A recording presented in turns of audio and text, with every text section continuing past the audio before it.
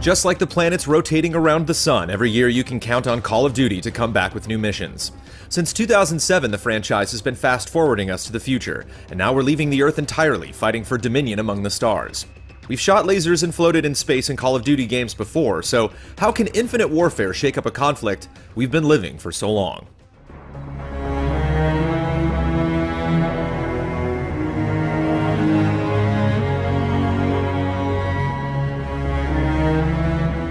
Infinite Warfare is served four ways: campaign, multiplayer, zombies, and a remastered Modern Warfare.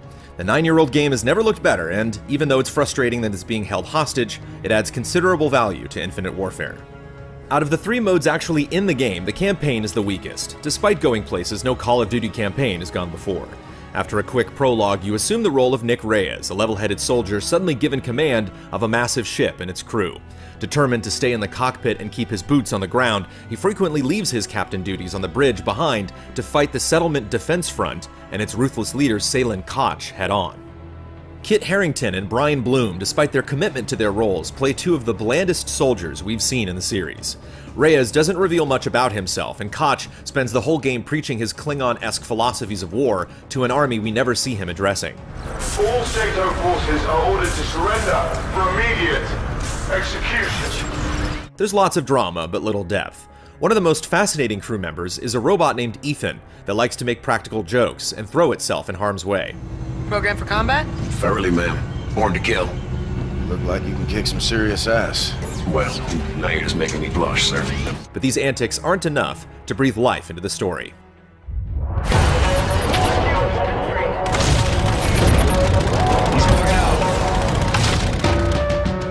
The campaign has its weak points, but it's worth it to fly a Jackal. A lot of familiar skills return in Infinite Warfare: wall running, boosted jumps, grenades that track enemies down. But this kind of space dogfighting is new to Call of Duty, and it makes up about half of the campaign. The sequences build upon jet fights that the series has been testing for the past few iterations. The scale of these interstellar battlefields is effectively demonstrated when you seamlessly board and escape enemy ships, or sneak your way through an asteroid field in just your spacesuit.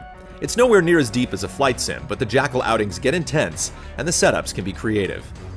In the captain's quarters, there's a wanted board displaying rows of targets in the SDF for Reyes to hunt down.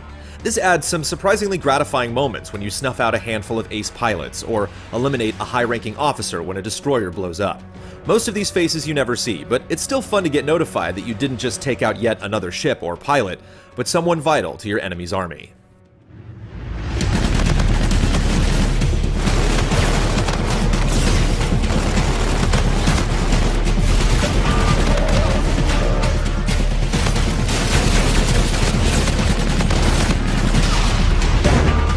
Multiplayer has a lot of high-tech upgrades as well, mostly in the armory. You can still pick 10 slots in one of several loadouts, with fast-firing energy weapons being our favorite new addition.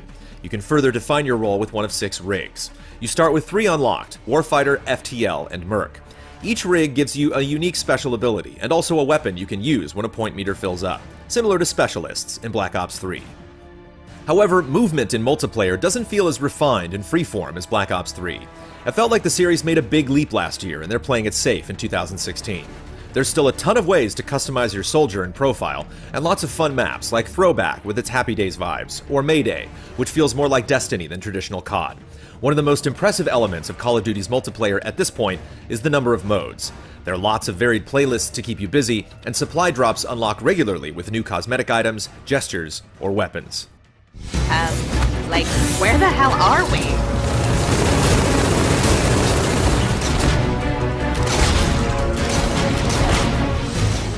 The mode that's definitely humming its own tune is Zombies. Set in a sci-fi theme park called Spaceland, survivors have to make their way through various attractions to escape, while mowing down waves of aliens and undead. Paul Rubens, David Hasselhoff, and the 4 playable characters are amusing, sounding right at home among the flashy neon lights of the 1980s. I think I'm gonna be sick, yo. I know, right? You're close. Ugh. It doesn't have as strong of a narrative thread as past zombie trials, but it's still very weird and very hard. No one asked you to clear the set!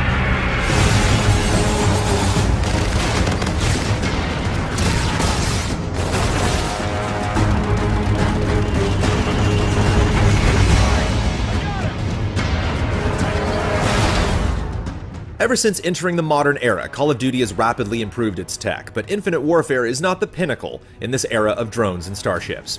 That said, there is a lot going on in this year's Call of Duty, including moments no game in the series has given us before. The campaign is a little dry, but multiplayer is deep and rewards you often, incorporating the best ideas from years past.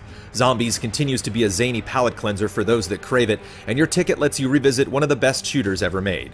Infinite Warfare's defects hurt the Call of Duty series much more this year, going up against several incredible and highly competitive shooters. But you still get your money's worth if you enlist.